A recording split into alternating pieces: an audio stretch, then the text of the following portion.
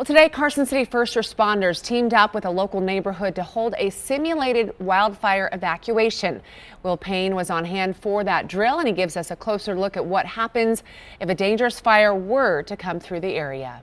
Carson City resident Cliff Fitterer only moved to the area 4 years ago, but the recent devastation from the Davis fire and Los Angeles blazes had him asking all the important questions. Are we really prepared? Do we know what to do? Does the alert system in Carson City work?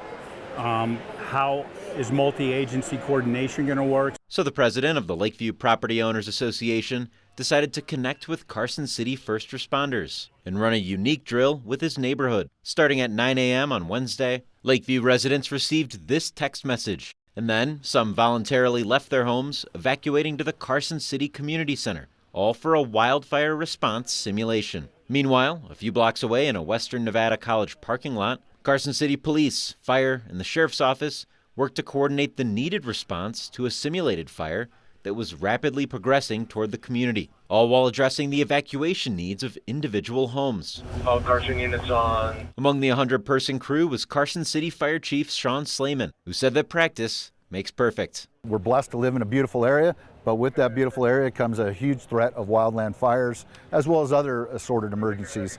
And the more we can train, the more we can practice, the better we'll identify things that went wrong and how we can prevent that, and the more we'll reinforce the things that went well. The fire chief also explained why Lakeview made sense as a location for the drill. There's only 2 access points in and out of that area, so a lot of difficult access area. They were very concerned about that. Once the simulation wrapped up, local residents were invited to stick around the community center, where many organizations and businesses were on hand to answer questions about their role in a real fire response. Fitterer said the simulation received plenty of positive feedback from his neighbors, and that it was critically beneficial to the city. You really do need to be prepared, because when there's a real event, you might get an alert, you might get a warning, and then you might have to go. In Carson City, Will Payne reporting.